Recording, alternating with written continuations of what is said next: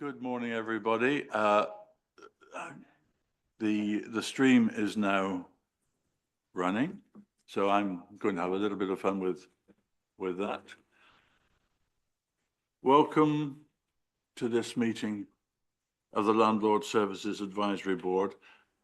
And I have got my microphone on later, haven't I? For the first time, probably ever, right? Landlord Services Advisory Board, which is an executive working group. My name is Paul Rivers. I am the chair of the LSAB, and I am joined by our vice chair of the LSAB and leader of the Waverley Tenants Panel, Terry Doveney. Yeah, because he does such great stuff. Now, I will ask us all just to check that our microphones are working by introducing yourselves, and we just go around. But just point out that with great sadness for us here, it's Layla's last meeting of the LSAB because she is moving on to greater things, if that is possible, which is restarting your nursing. Yeah, so if we see you again, it'll probably be because we've got our feet up on bed and on a trolley somewhere. We look forward to that in some ways. Right. So, Layla, thank you for all the work you've done for this board. Very appreciated. Rod, can we take off around you and just introduce?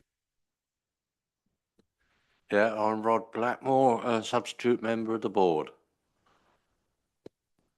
Rob Stratford, member of the Landlord Services Board and vice chair of the Tenants Panel. David Williams, council tenant. Councillor John Robini. I'm councillor for Shotton Mill Hazlemere for County, Borough and Town. Janet Crowe, councillor for Farnham and Cashel.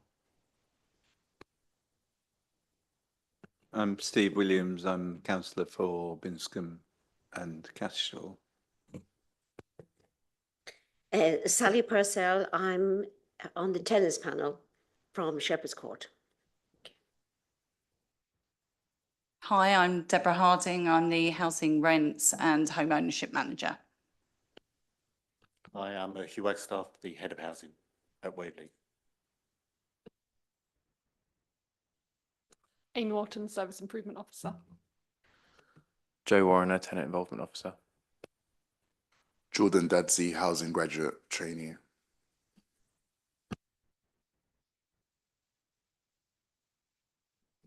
Great, thanks very much. Later, I think our roving camera is not working. Is that right? That's what I've just noticed that, and I'm trying to fix it. All right. Yep. Do you want to stop now, or shall we just carry on with the meeting and?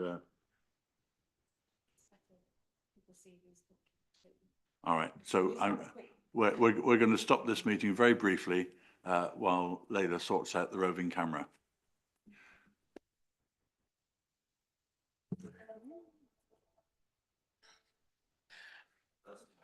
Thank you, Paul. While we're waiting.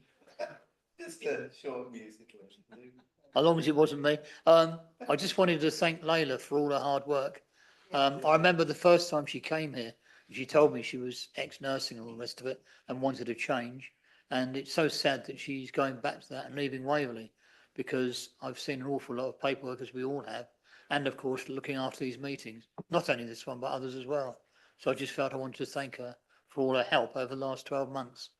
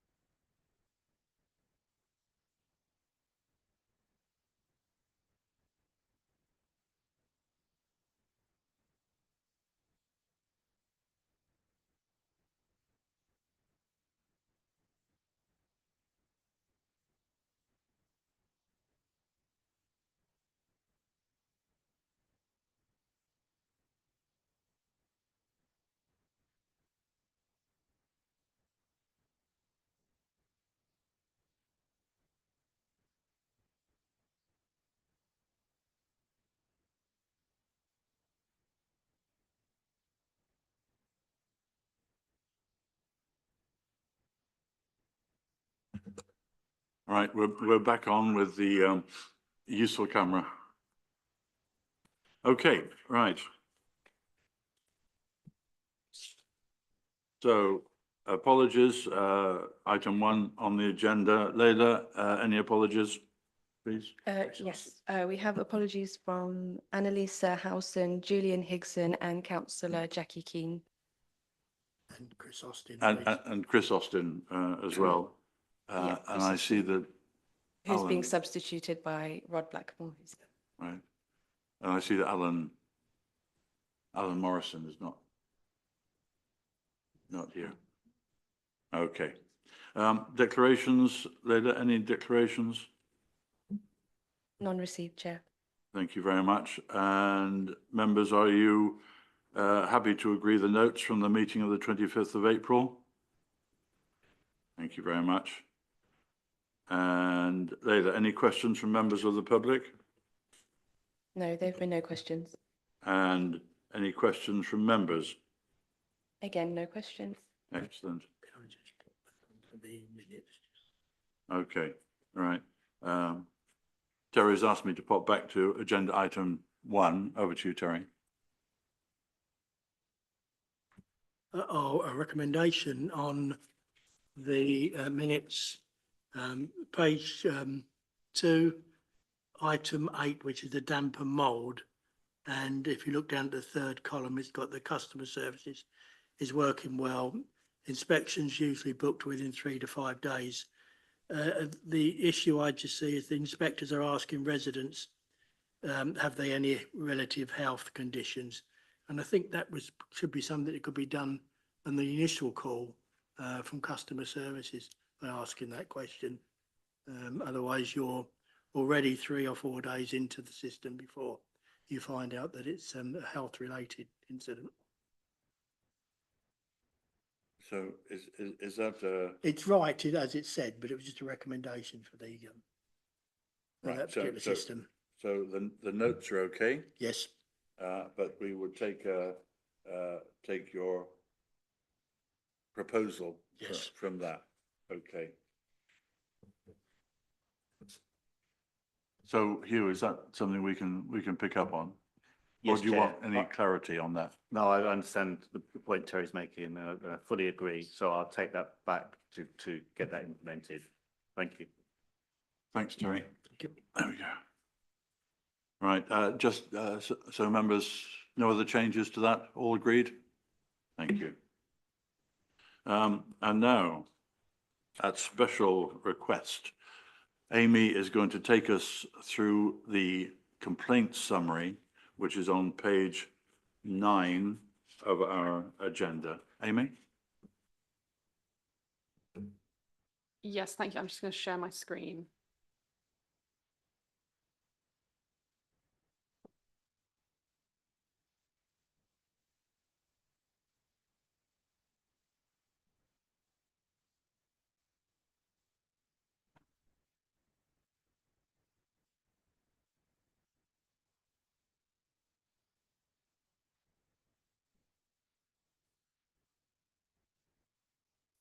I have a summary of last year's complaints that we received relating to housing today.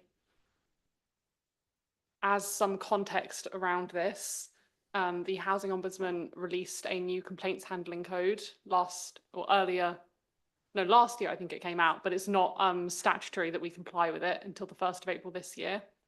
It includes a requirement to publish annually this list of 7 items, one of which, number 3, is the analysis that I'm going to go through today. So I thought I'd just quickly summarise what these are.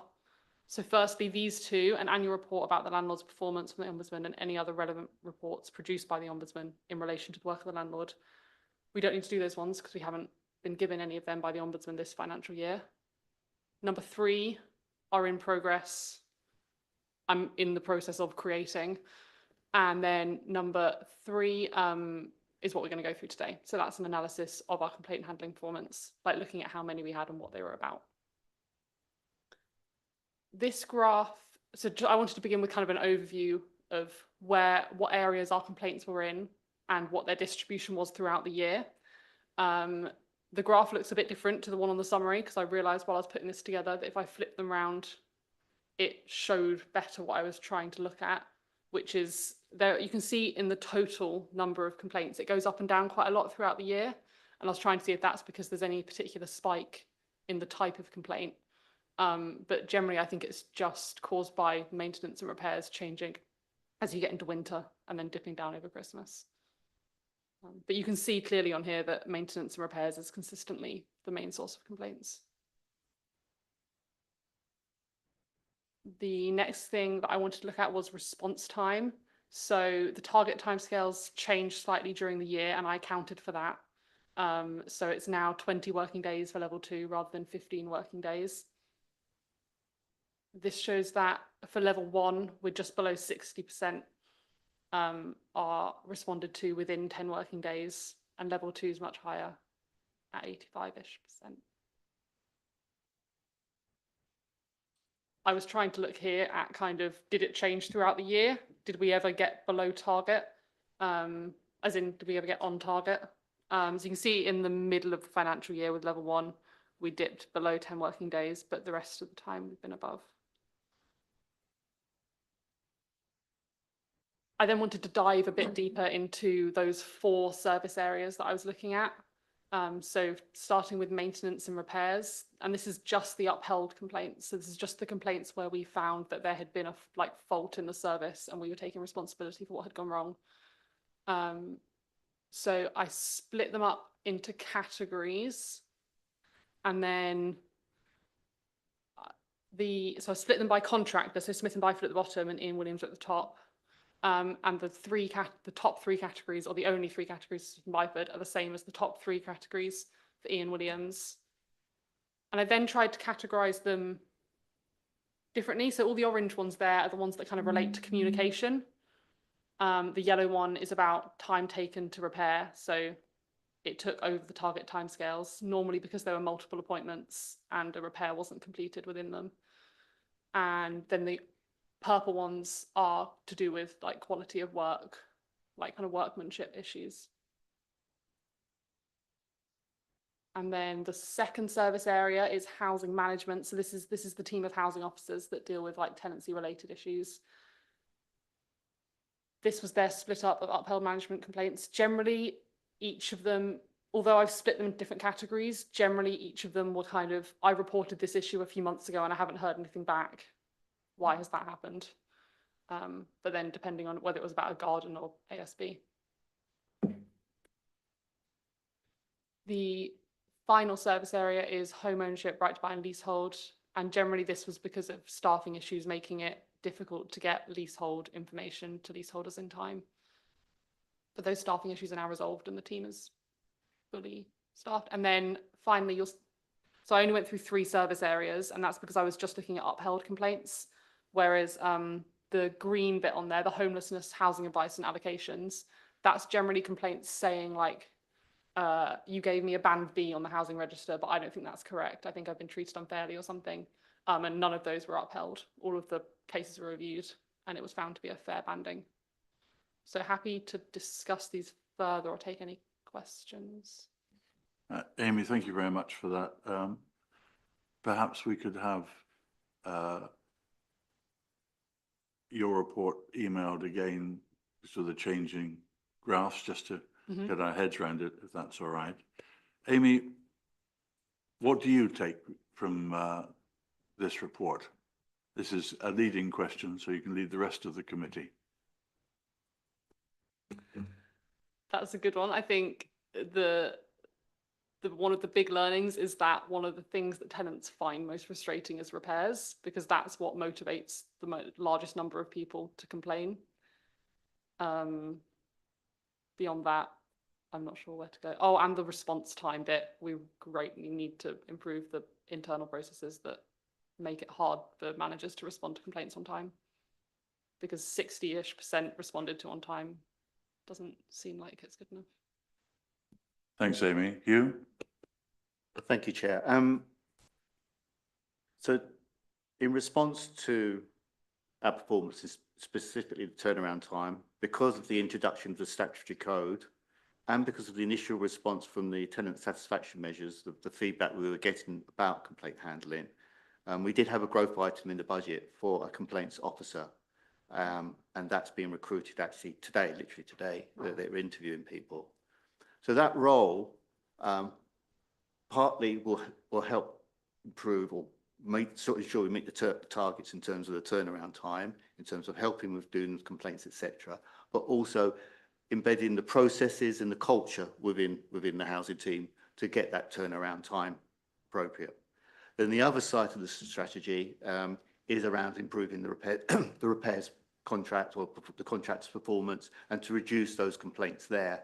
And we are having separate meetings on that, and we're reporting back to this meeting on those improvements that we are demanding of Ian Williams. But basically, that is better, more effective contract management of Ian Williams and to improve their quality and again their processes. So we're tackling it from two ways: this new officer, and we'll introduce the new officer to the committee when they start, which will, as I say, in terms of the turnaround time, their key objective is to improve that. But again, they rely on others, and it's about embedding that culture. The complaints are important, and that we respond to them. So that's what we take from this, is that we have to improve. We've got extra resources to improve, and we've got different actions to improve. So Amy's report next year will be a lot more positive. Thank you. Thanks, Hugh. Oh, I was going to ask if anybody else wanted to comment, but it's probably easier to ask if anybody doesn't want to comment. But John. Thank you, Chair. Couple of minor things. First of all, is there a simple answer to what the difference is between level 1 and level 2 complaints? Have you got a simple thing you could? It's called a two-stage process. So the level 1, if you have an initial complaint, that will be dealt with probably by the line manager. And if the tenant is still not satisfied with that, then the complaint then goes up to the head of service, and the head of service then investigates and responds to the complaint. If the tenant's still not satisfied, they can then go to the Ombudsman. Lovely, thanks for that answer. Secondly, I was a little bit disappointed on page 12, which you brought up in the graph there. The upheld housing management complaints, and the biggest figure is antisocial behaviour. I'm not sure how much control we have over that, because presumably it's other agencies as well. Have you any particular reason why it's so high, what we're doing to try and keep it down? I can provide some context as to what the complaints themselves are about. So they're not normally, it's not that a tenant has complained that there is antisocial behaviour and then we've upheld the complaint because the antisocial behaviour exists. It's they've complained, I reported this antisocial behaviour and the actions that you said you would take haven't happened. And then we've upheld the complaint because there was something we said we would do that we haven't done. Generally, we said we'd check back in next week and we didn't. So it's not necessarily that the complaint is upheld because the antisocial behaviour exists. Does that make sense? Thanks. So the manager of the housing officers, the housing management team, has been tasked to actually work on this to improve the process, to improve communication, and ensure the communication is in a timely manner. So again, we are looking to learn from these complaints, but also from the TSMs, as you recall. The tenant satisfaction measures, we got low ratings in that as well. And as I say, that is a priority for the team this year to improve how we respond to reports of antisocial behaviour. Yeah, thanks, because presumably it happens in clusters, and we could readily identify clusters where they're happening and hopefully work through the other agencies to get it down. Thank you. Janet? Thanks. I was going to mention the antisocial behaviour because whilst it's a figure here in this report pertaining to Waverley, it is a partnership matter, and it's essential that, you know, Waverley doesn't sort of get the blame on its own, if you like, for antisocial behaviour issues that you know, should be dealt with in a partnership way. So are the other organisations that would be inevitable, well, should mostly be involved in this, are pulling their weight, would you say? I'd say yes. I mean, I've not heard any feedback to be contrary to that. I mean, we do have a corporate antisocial behaviour officer as well, who's partly funded by the housing revenue account. And he's doing some good work to ensure all the partners are working, and he's ensuring that housing the tenants are served in this area. So I haven't got anything to report back, but I can ask the team again and to clarify that. But I think the issue from the complaints is particularly the way we've dealt with it in terms of our response times to people. We've got that duty. So I think that's what we're getting back from these complaints. The team do to go to multi-agency meetings and do work with the police, and they're held regularly on a Wednesday on a monthly basis. So I think, and I honestly do take your point, but I think we've got to look also internally that we are following our processes and doing things in a timely manner. Thank you. Okay, Janet. Steve?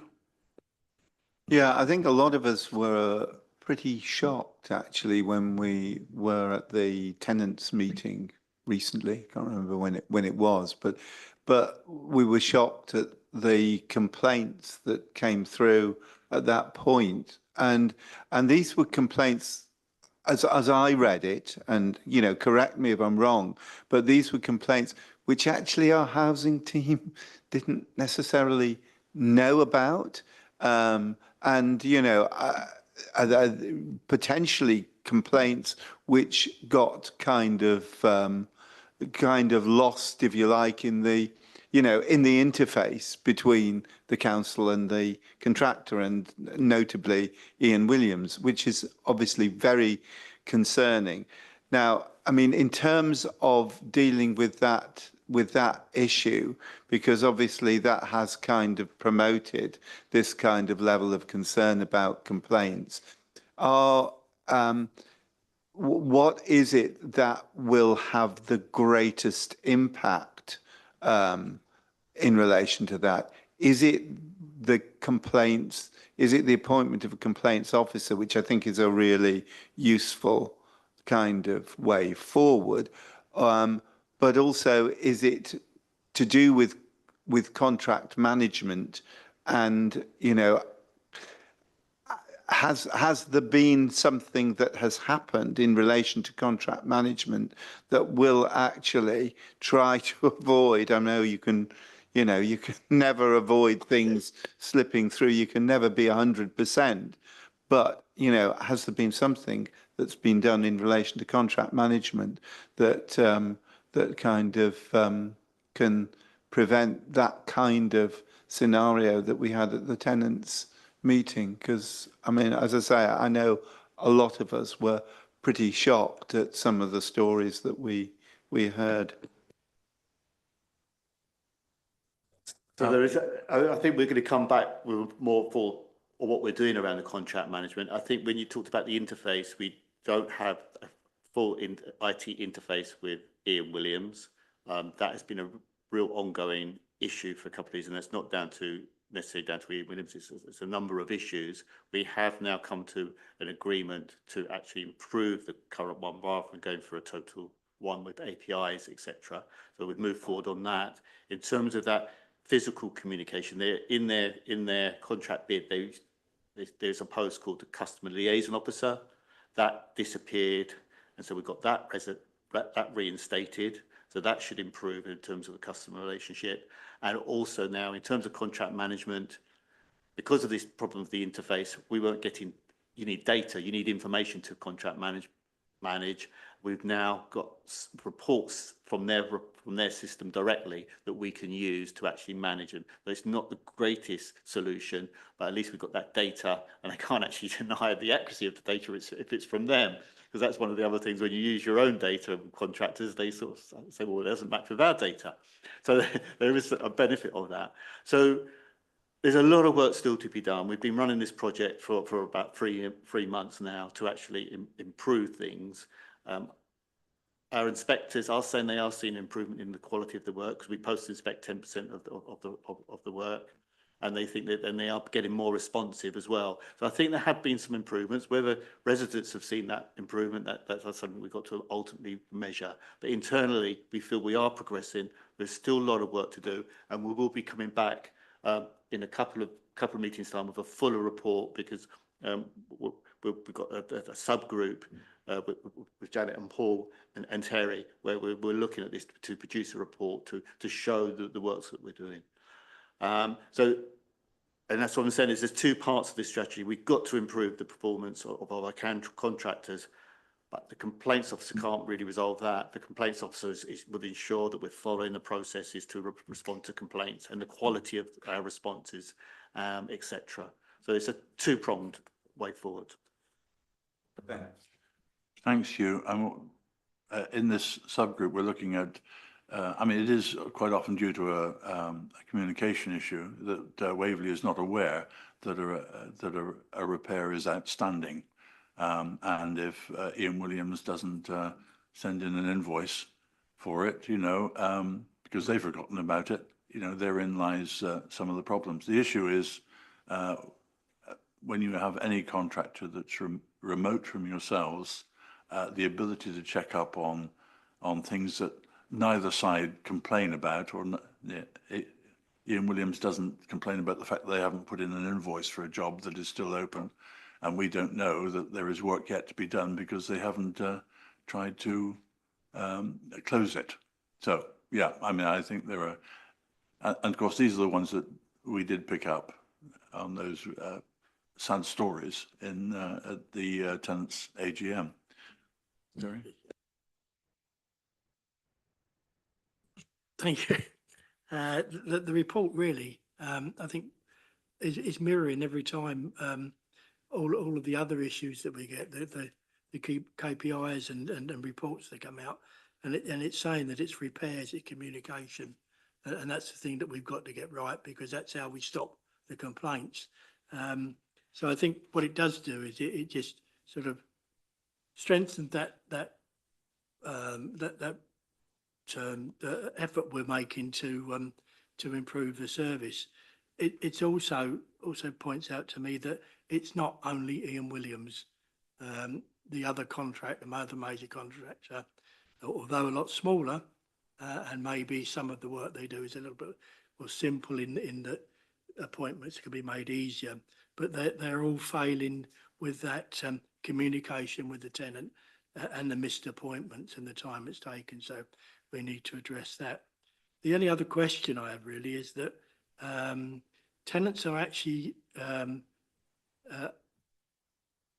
tenants can request compensation each time that they put in a complaint, but we've never seen how much that costs Waverley and how much of tenants' rent goes back covering complaints. So maybe we could do that the next time this comes around.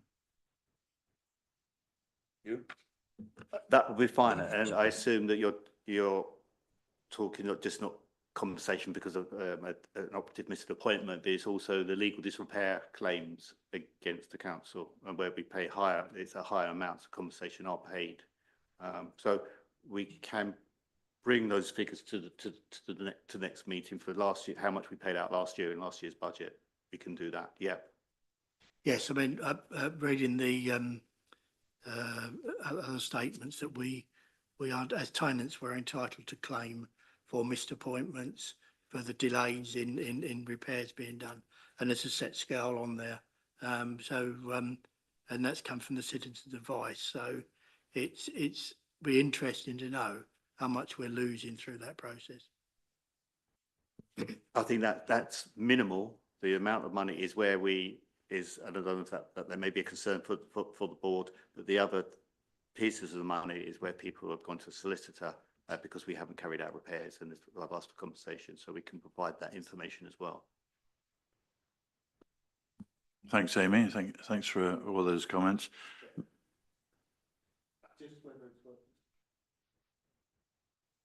Sorry, well, it's just confirming the governance route, because this report, as Amy explained at the beginning, so the board fully understand that these is part of our return to the Ombudsman.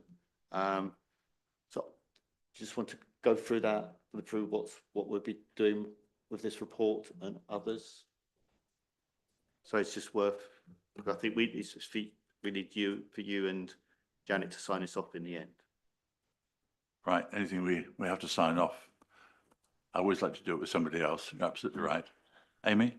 Yes, I just got the list back up. So it's these 7 things that the Ombudsman requires us to publish, and they require us to publish them by the 30th of June. And by publish, I mean put them up on our website. So that one that I highlighted in green, that's the one that is complete. These ones in yellow are the ones that I'm still working on. And so that's the annual self-assessment against the code, any findings of non-compliance with the code by the Ombudsman. So that's when the Ombudsman has investigated a complaint and said that we were at fault. And any service improvements made as a result of learning from complaints. So I've got the list, I'm just writing it all up. And then finally, we need a response from the governing body, including the member responsible for complaints, on how they have scrutinised the report.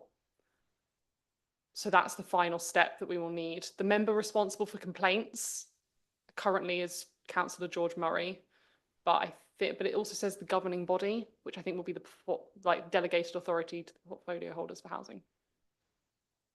So hopefully at the June Landlord Services Board, I'll be able to collect that response and we'll be able to check it.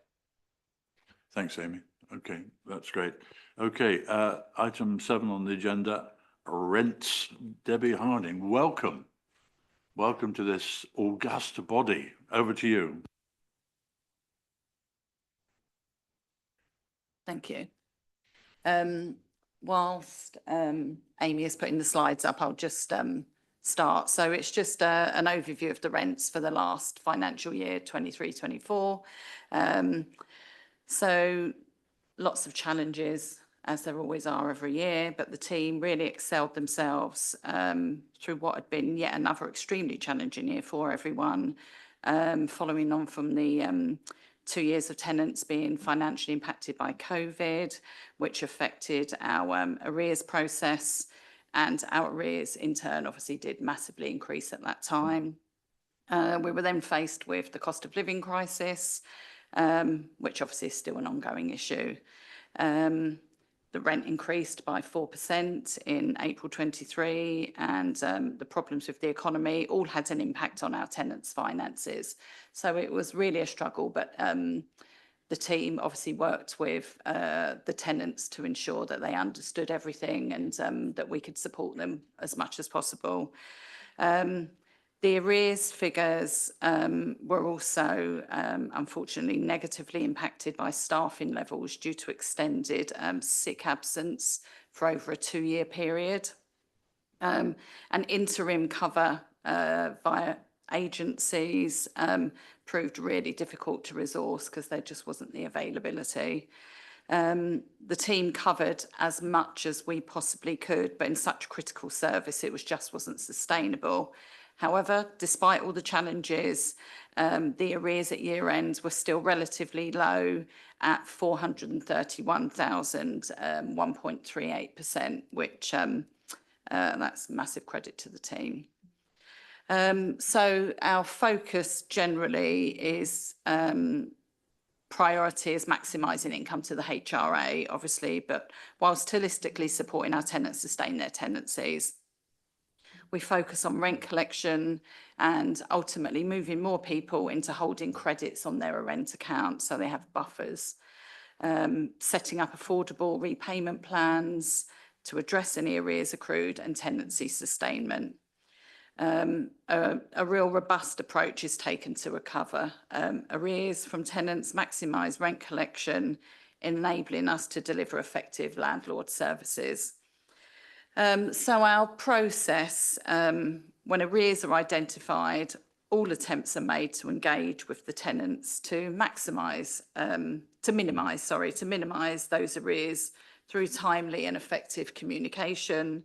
That's by phone calls, email, text, letters, home visits, anything possible. We'll also work with the housing officers to potentially do joint visits or ask them to try and door knock when they're out on visits, anything to try and engage with that tenant and at different times of the day, because obviously we understand people are working.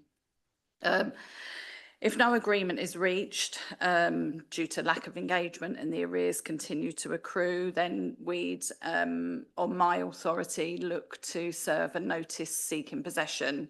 That is served at the property by the income officer. Now, this is our first stage of legal proceedings, and it protects the debt that's owed to the council. It allows us to commence court action and eviction in very extreme cases.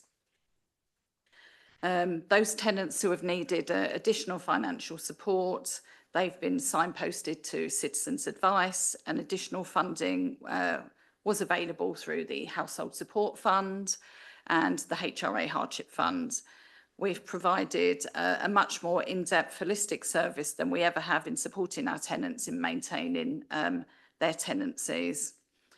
The team also worked very closely, as they always do, in partnership with the housing benefit team to secure several discretionary housing payments throughout the year, receiving approximately £27,000 in DHPs towards our tenants' housing costs. Ultimately, that secured their homes and prevented risk of homelessness. So obviously, we just go through the data. Obviously, there was, 1,500 tenants approximately in arrears with a total value of, this was at year end, of 431,000. Now, put some context to that, the end of the previous financial year, it was 275,000. So obviously the arrears in that last year had increased substantially. But we did have 3,000 tenants who held credits on their account to the total of just under 700,000. The previous year,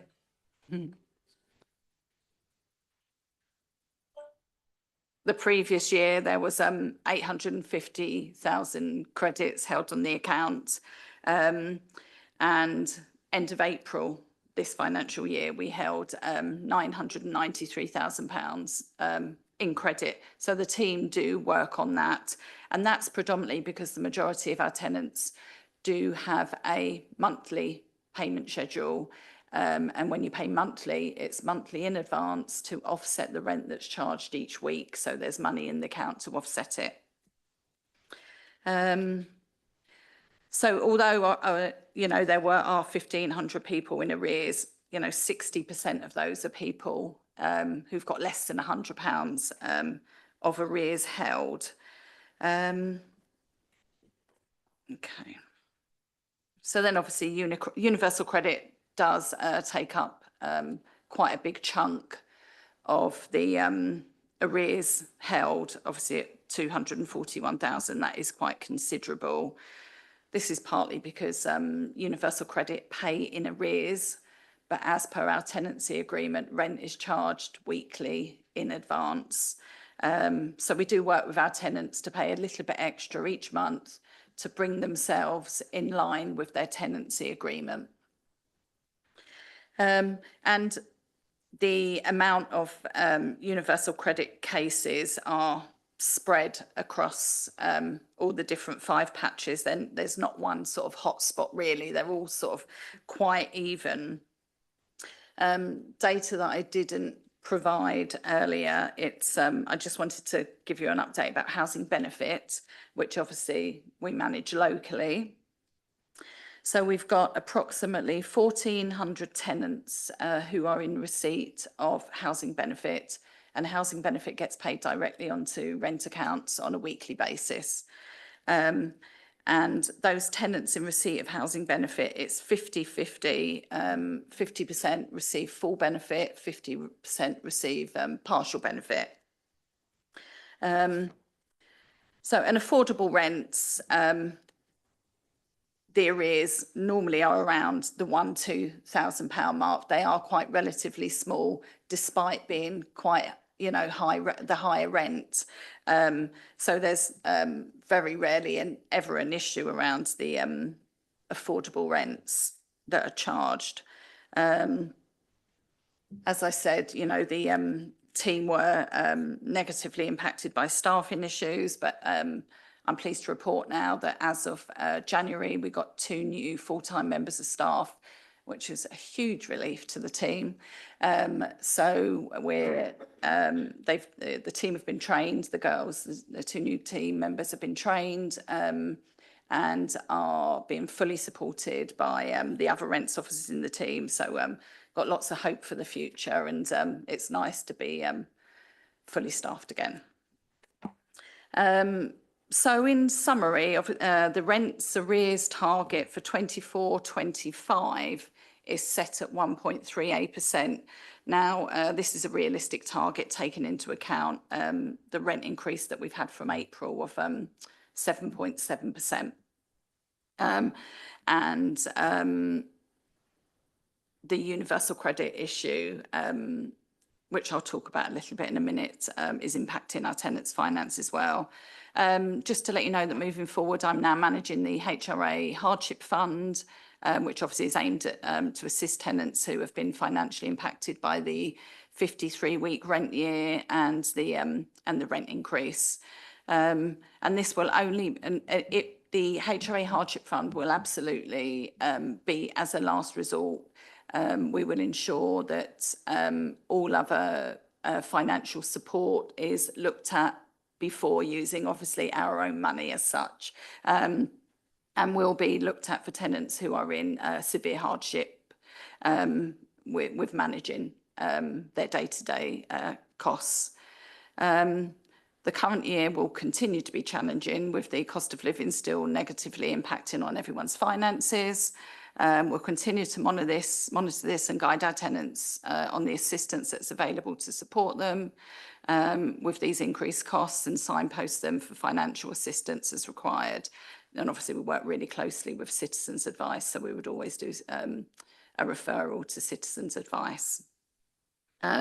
So the issues surround universal credit this financial year, only paying for tenants' housing costs to cover 52 weeks rent charged, despite there being 53 rent weeks charged this financial year, as you can appreciate, has taken up an awful lot of my office's time trying to explain to universal credit claimants, who are our tenants, that although they may have been in receipt of full rent support over the previous years, they now had something to pay from their personal element.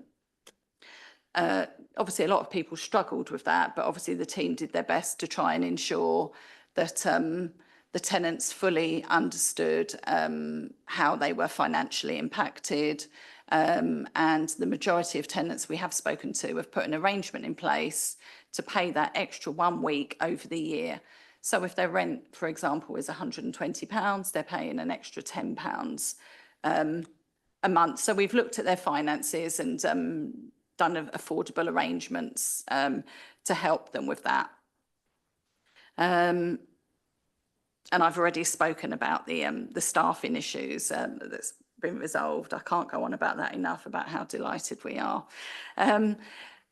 Now, just on a final note, I don't know if you've already seen at the beginning of April that government announced that the existing social housing rent settlement is actually going to be rolled over for a further year to 25-26, meaning obviously that the annual rent increase will continue to be capped at CPI plus 1%.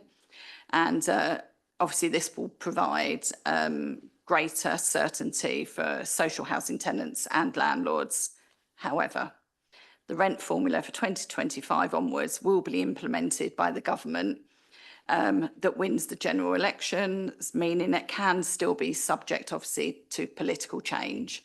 So we'll have to watch this space. Thank you for your time. Happy to answer any questions. Debbie, thank you very much. And you have an interestingly difficult job balancing the HRA and the hardship of our tenants. Yes. So on behalf of the HRA and our tenants, thank you very much. One little point just in one of the tables here, the rent arrears as of 31st of March, you have a very low initial band of money owed, you know, from a penny to £100. I mean, that must be potentially just timing issues, isn't it? And I wondered if it's actually telling us anything. You know, it's the sort of thing you focus on, 60%, where in fact it's actually not telling us very very much about the level of arrears at that end. Sorry, do you want to put your microphone on? Apologies. Yes, and that table, apologies, I can see at the top of it says 3rd of April 22. So my error, I clearly used an old template. On the universal credit one I'm talking about, you're referring to, oh yeah, this one here, thank you. Yes, so although the arrears on our system showed 431,000 at that time, we also had approximately, I want to say 50,000 sitting in the bank that should have been paid onto the accounts at that point, but couldn't because of how long it takes for the payments to go from the bank into the tenant's rent account through our financial system. So the arrears would have been lower at that point anyway, but it also does depend on, not all months end on the 31st. Well, you know, the Sunday is not always on the 31st. Sometimes it will be the 31st, sometimes it will be the 5th, the reporting. So if the reporting was on the 5th, then it would include payments that have been received for the 1st, 2nd, 3rd, 4th and 5th. So it's just always an approximate figure, but as near as we can get it based on the data that's in the system that we use. All right, no, thanks, Debbie. No, just wondering whether, because the first line of it, which is talking about money owed up to £100, is a very small amount.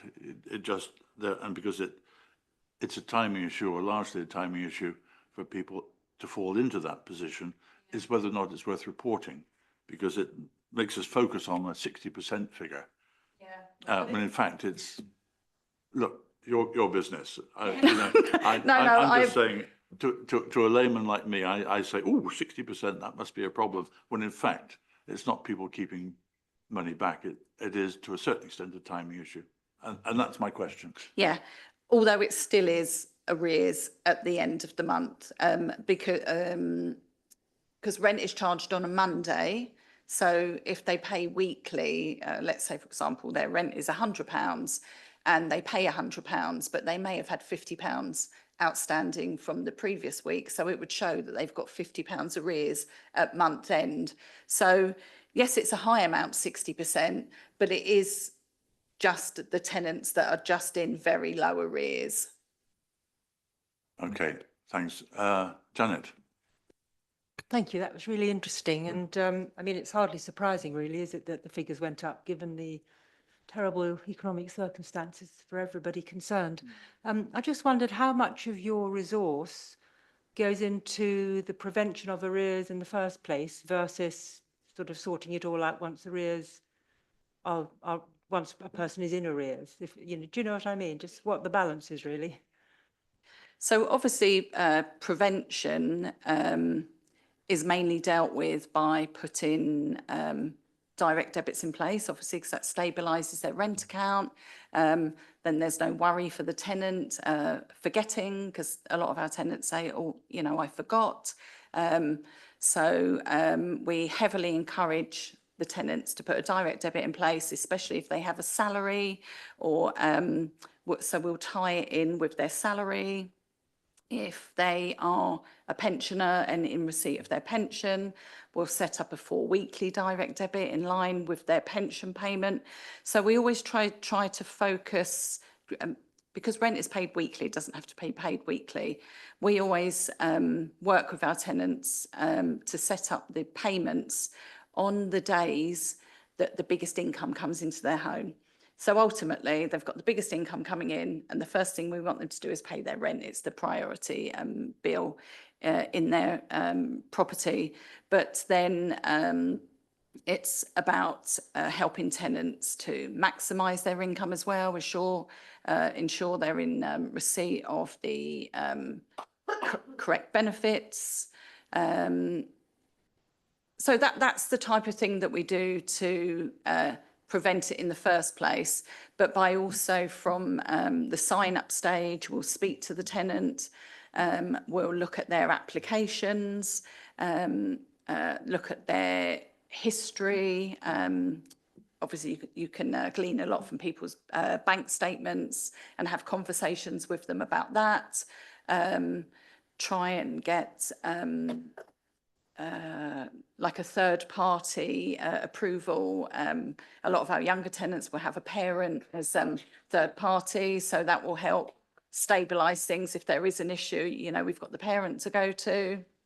But the important thing is to capture as much of the family makeup, not just about their finances, about who's living at the property, et cetera, to stabilise that journey in our property, really.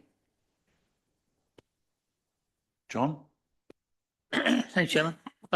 Two questions. First one is, you went through the worst case scenario, which luckily is very rare, and I thank the housing team and all the rest of you for the amount of hard work you're going in to stop people going down that route. But obviously there could be a scenario where somebody goes into the eviction process. Do we then, if we evict, have a duty of care to rehouse them? Do we still have any sort of housing for them, or what happens? So that's obviously a different team that deals with that. I'm not a specialist in that, so I don't know the devil in the detail around that.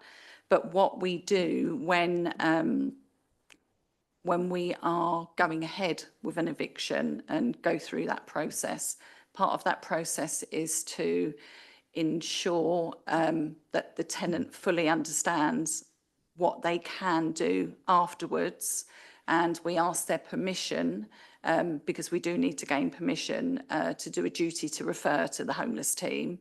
So only if they give us permission to report it to our homeless team, there's a form that we need to complete and give it to the homeless team. They then pick it up and work with the tenant who is due to be evicted. I do say due because that can still be prevented.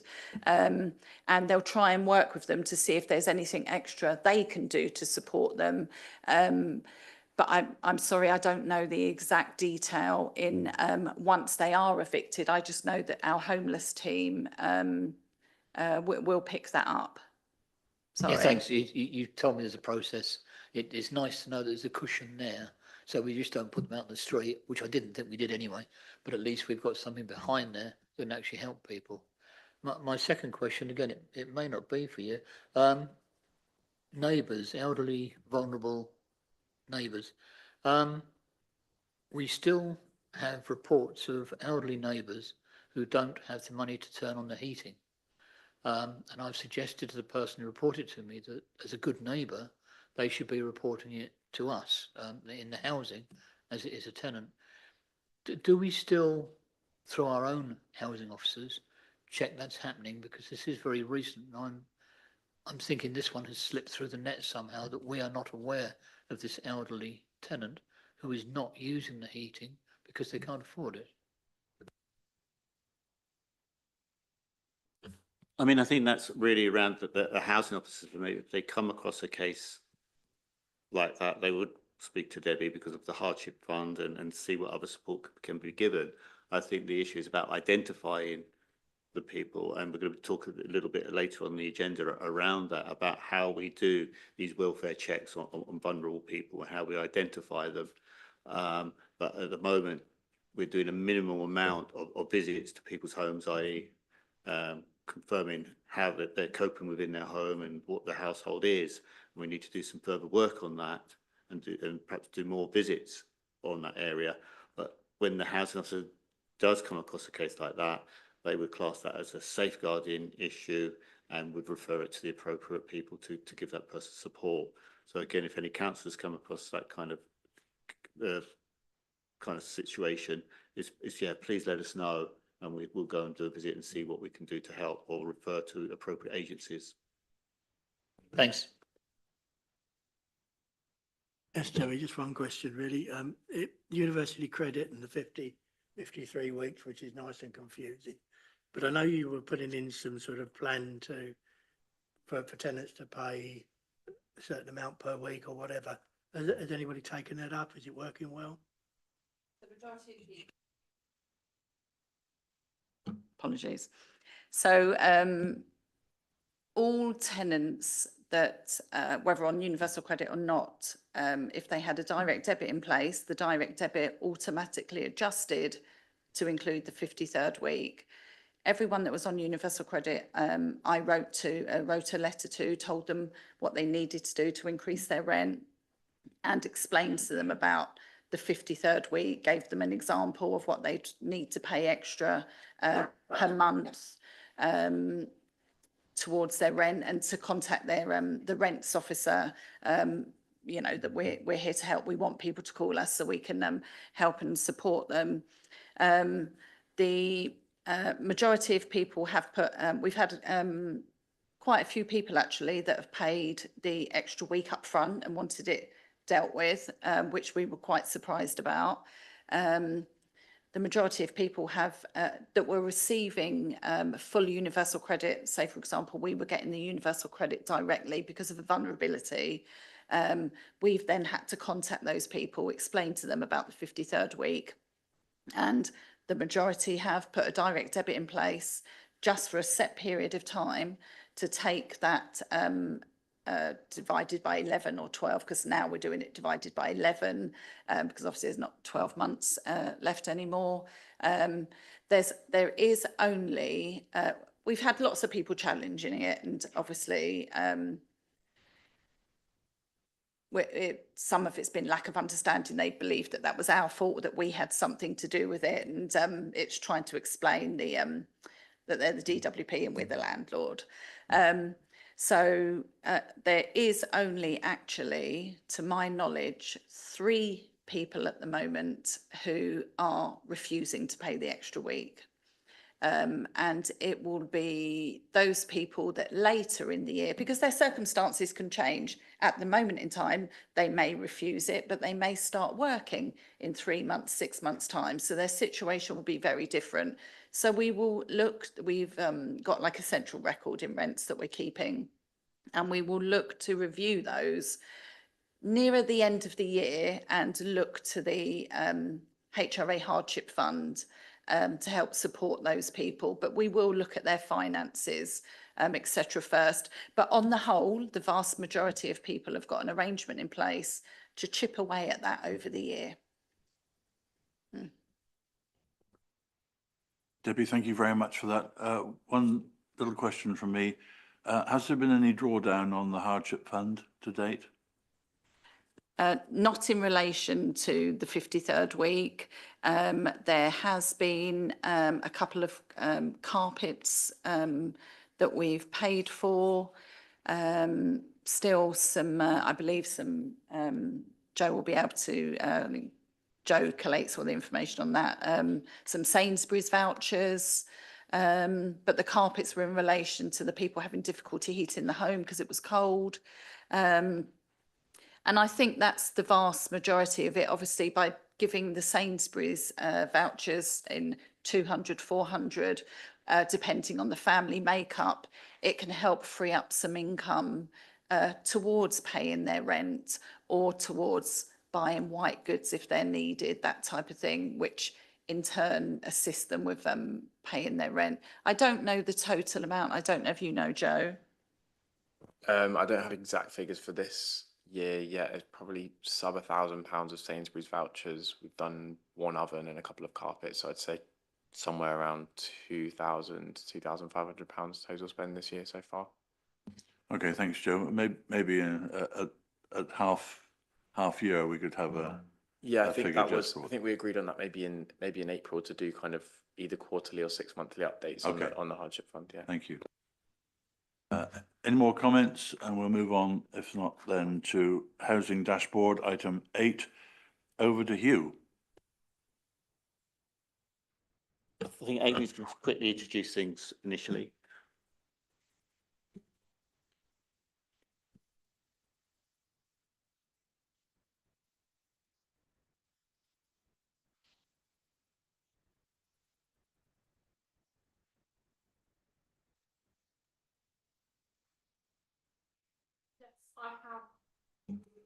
I have the monthly update on the housing performance information. So this is an overview of each of the housing service areas to ensure that you have performance information to scrutinise that we're meeting consumer standards. We also have this month an update on the 23-24 KPIs. So I'll go through the dashboard bit quickly and then get the KPIs up. KPIs was the supplementary agenda bit that we organised earlier this week. So I'll go through each of the dashboard bits first quickly. This is our void performance. I've put it with the previous 13 months. So I don't know if you remember last month, I had the 2 years next to one another. And once we've done the first quarter of this financial year, I'll put it back to the 2 years compared. But at the moment, we just had 1 point compared to the previous year. So this is our change over the past previous months. So as much as it's gone up and down, we've stayed kind of around the 40 days and just gone up and down by 5 or so days. This is a summary of complaints received in April. So I've moved this year to doing complaints received rather than complaints closed. So again, it's similar to the complaints information we saw before. Maintenance and repairs continues to dominate. And then this is our whether we've responded to within time. So all of the complaints received, all the level 2 complaints received in April were responded to in time, and 70% of level 1 complaints were responded to in time. This is an update on repairs. This is from Ian Williams. So this shows works in progress yesterday. So this is all of the open jobs that they currently had on their system. The bar in green is the number of jobs that aren't currently overdue, and the bar in orange shows the number of jobs that are overdue, and then split by the work streams.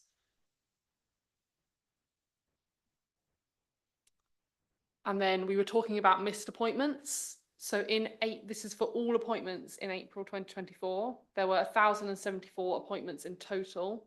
73 were missed by the contractor, and 97 were no access appointments, meaning the contractor turned up, knocked on the door, and no one answered.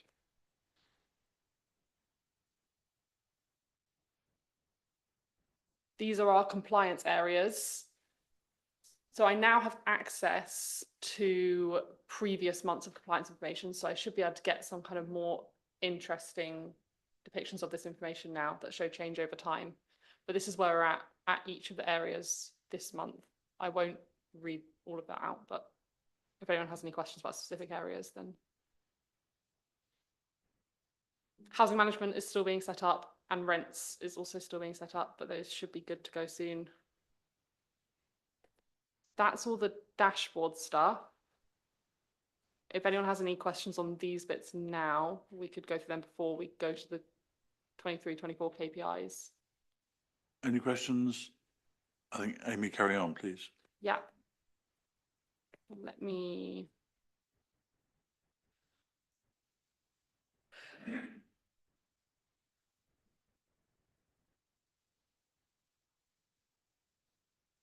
So this is the table that was shared as part of the end of year performance report.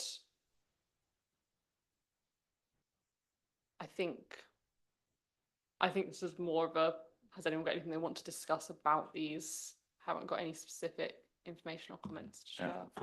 Just want to talk The about point of targets. clarification, red, although a very nice colour, is not a good one. So Chair, we've got time just to quickly go perhaps line by line, and also how we're reviewing the targets. Or is, Oh yeah, I can. yeah. So, I mean, the top one isn't directly, so I think the first thing is the executive were concerned when they've seen this chart with all the red. And I think there's some issues around the targets, which I think we're looking to actually change the targets. So we've had a discussion with Paul on this already. It's not changing the targets to just for the sake of it to get the greens, but it's now more a realistic target. The top one, it doesn't really come under this area, but it's the homelessness figure, which it shows that the pressure in terms of homelessness, and members just maybe generally be interested in that. So they got 6 families at the end of the year that were in temporary accommodation, and the target is 5. So then the next line is the rents one, which we've still got this target of 1%. And as Debbie has explained, why the rents have gone up to 1.4%. And this is 1.4 is the percentage against the rent roll, i.e. the debt against the amount that we should be collecting. And we always had this target of 1%. As Debbie explained, because of different reasons, it's now, as you say, last year we could see that we're around that 1%. This last year that the arrears have gone up for the reasons that Debbie's explained. So I think this target needs to be changed to that 1.4. I think it will be a great achievement. It's still a challenge, a stretching target. The 1.4 is at keeping it at that rate. So that target we would look to change to 1.4. which would make that a green, I know, but I think it's keeping it that 1.4 is still, as Debbie has explained, still going to be a challenge. The next line, the voids, we had the target of 25 days. I think we feel that's still a reasonable target. We're going to do some work around that. Why the performance has actually, in the last year and a half, fallen by the way. It's huge. I mean, these figures convert into huge amounts of money because we're talking hundreds of thousands of pounds the longer we process a void. So we're going to be doing some work on that. So we think to keep that target at 25 until we can come out with evidence that that's not achievable. At the moment, we feel it's achievable. And so we're going to keep that at 25, which does mean probably for the next coming quarters, that's still going to be a red. Servicing of boilers, that's always got to be a 100% target. We can't move away from that, and the team need to improve on that and reach that 100%. And that's where one area where members have really got to be strong with officers to actually demand where that gets to 100%. 99.9 is not just good enough, it's the 100% we've got to reach. So we wouldn't change that target. Satisfaction, the next one is, I've lost it, where I've moved it. H58. Do you want to talk about that one? Because you've done some research and coming up with a change in target on that one. Yes, so that one is about, well, let's do H58 and H6A. Both of them come from a survey that's carried out with 100 tenants each month based on a repair that they just had completed. So that's where the percentage comes from. We had a meeting where they gave feedback on the most recent round of surveys that was carried out, and they showed us that our 90% target, if you look at the information, is unrealistic to reach, because our most recent peak was 81%, and we haven't ever gone above that. And they had some interesting analysis where they were looking at even our tenants that give complete satisfaction, even for those, or give us really good scores in areas when they're asked oh, was the contractor nice, and did it take a sensible amount of time for the repair to be completed. Even among that group of tenants that are really happy, we don't get 90%. So it's just to do with the question asked and how people respond to a question. So we're proposing to move that target, I think it's 80%. And then H6A, I think we're keeping at 75. So that's based on the information that the survey provider gave us in terms of what will be realistic to achieve. So we're looking, as I say, looking to lower those targets, but that won't automatically get those into the green. But it is a realistic target from the information we've been given from the consultant who's doing the surveys. I think it's just to remind what was said when we had the presentation on tenant satisfaction measures, that generally across the nation satisfaction has gone down, and we need to adjust generally our targets around customer satisfaction because people are just greater dissatisfaction generally. Sorry, Councillor. Yeah, sorry, just for clarification, I mean, on 5A, the question that's put there is how would you rate the overall service you have received? I mean, what is the rating that is required to hit the 75 or to actually enable that to be positive? I mean, is it sort of good or better? I mean, is that the nature of the question? I mean, or is it simply the question which I would have thought would be a reasonable question would be, are you satisfied with the service you have received? Yes or no? I think Joe has got some input on that, Steve. But you know, you don't want to have a yes, no. Sometimes you want to have a somewhere in betweens on it. Yeah, no, yeah. So the question, how would you rate, is from 1 to 10, and responses between 7 and 10 are classed as that the tenant is satisfied. So, for instance, on that last column, 75% of tenants gave a rating between 7 and 10. So what does 7 mean? Just quickly, Joe, these are statutory reporting requirements, aren't they? These, but not these. Okay, right. Sorry, carry on. Well, I mean, 7 is perception. So, if a tenant feels that the service was a 7 out of 10, then they would give it a 7. So it's just kind of how satisfied they feel with it on a scale of 1 to 10. Yeah, I mean, I'm just thinking that doesn't really have a kind of exact meaning. Being satisfied or even broadly satisfied, you know, or rating something as good or satisfactory, you know, actually have meaning. 7 out of 10. I mean, you know, I spent my entire and still actually work in the education field, and 7 out of 10 is a somewhat sort of dated sort of notion, really. I've never given marks out of 10 in education, and I think that's where I think the thing originated, wasn't it? Yeah, I think I'm going to ask if we can move on a bit now, rather than getting into the worms of this. But you know, any questions on the specifics? I'm sure we can direct them to Joe or whatever later on. Sorry, Hugh or Amy, can you carry on? Sorry, no, sorry, I don't really want to sort of go into the specifics, but it's obviously just that is actually a really important question, given the concerns that we've had, and therefore what I was trying to just get to is some, you know, some kind of notion of a response which would be really meaningful for us, and so I would just suggest that that's taken back. I'm sorry if I was critical about the numbering system, but you know, I just think it doesn't really convey anything. Okay, I think we'll take that away and come back with some kind of response around that. But we'll pick that up.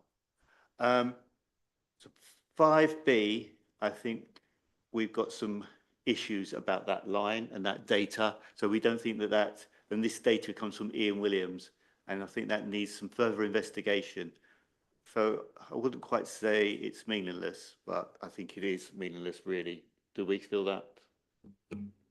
Yeah, it includes different types of repairs, and also the target we think should be 15 days rather than 7, because it includes all of the routine repairs as well. So basically, we're trying to unpick that to actually, I suppose, following the kind of the comment about 5A is actually unpick it to make sure it is meaningful. So we've got some concerns around that. So I think, Steve, 46A, we briefly mentioned this. This gives more tangible opinion from the tenants, i.e., was it completed on their opinion? Was it completed right first time? And that is a lot. I think you may agree. It's a bit more something you can get hold of. And are we looking? And we're looking to change that target, the right first time one? Yes, but I can't remember what it was, and I think it was just going down by a bit, but I can't remember where. again, we were just looking at previous, how previous performances, and we've not reached that 78%. Again, it's a perception rather than actually what happened, and how a tenant feels about it. But if we're nowhere near 78, it's not worth keeping with that. So I think we're going to look at what's been achieved and come up with a target that is achievable. So that could bring that back to an amber, if not green.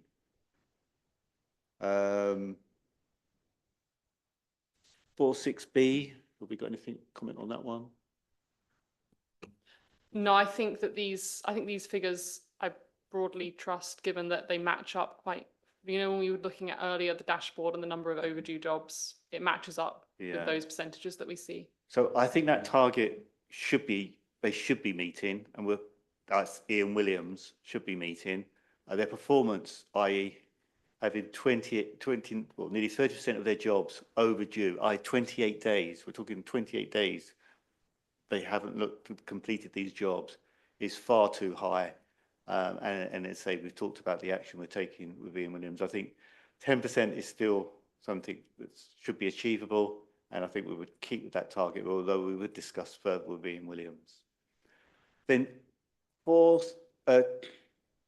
H7 is something that we're looking at in terms of making that more realistic. And I don't think we need to go into the details of why what was being reported before was not realistic. And I think we're going to be coming back with a fuller explanation. I think it needs to be put in writing what we want to do with tenancy audits. And this goes back to the point is about why we're doing them and what we're trying to, and it's identifying, part of it is to identify vulnerable people. So that has got to, we've got to do some further work on that and come back to you with a definition and confirmation what we're trying to achieve. And there may be a question, do we need extra resource to achieve the target that's set? So there's some further work to be done on that. So really, basically, Chair, to sum up, we're progressing on developing the KPIs, developing realistic targets, but we've still got to do some more work on definitions and on a number of them to make it really something that's useful, not only for this committee, for the executive, because the executive look at this, and senior management. So it's work in progress, and we will come back to you on a regular basis. Thanks very much. Amy, that's us done then for this particular one, and then we can roll on to Hugh for a State of the Nation report. I think the main thing I needed to report on is the letting of the gas contract. If I just give some background, a couple of years ago we had a provider called CHS who gave us notice they couldn't provide the service. So as an interim, we brought in Smith and Byfield.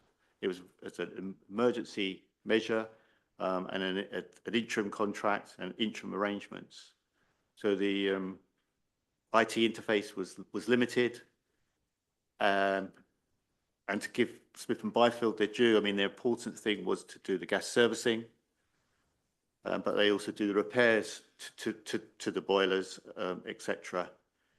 And we've heard a number of these meetings that dissatisfaction around Smith and Byfield, and we've been a real challenge to actually manage this contract, not only because of the lack of data, but again, vacancies within the team to actually be that lead contract manager. We had to procure the contract, and we procured this, and the contract is for boiler replacement because we've agreed for a boiler replacement program and to continue to do the servicing and repairs part of the contract of it. Smith and Byfield, we went to a procurement. Smith and Byfield are the favoured that came out of the tender. So a report is being has been drafted and will be going to portfolio holders for them to approve that recommendation that Smith and Byfield are the contractors. I know there's concerns about that because of their performance or perceived performance in the last 18 months. As I think there were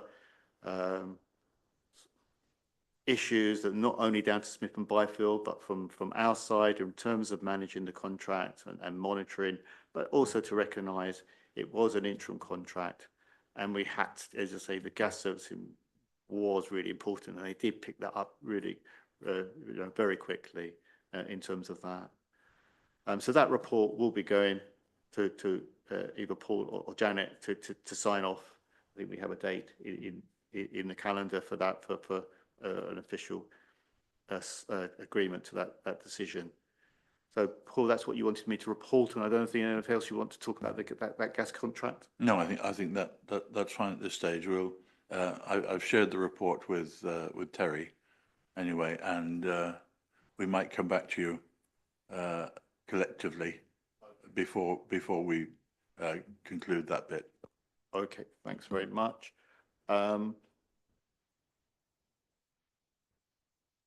mean, because I talk a lot about short staff vacancies, and we had one. So I suppose the only other bit of news, and a bit of good news, is we've had a vacancy for quite a while, but been a difficulty filling the position.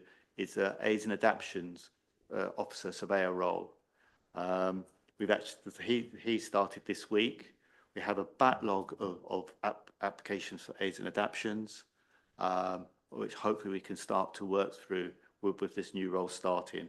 So again, I mean, it's something that's not visible to this committee always. I mean, it's a substantial budget. I think it's nearly around £400,000 a year that we spend on aids and adaptions, and it is very important to those individual tenants who receive that.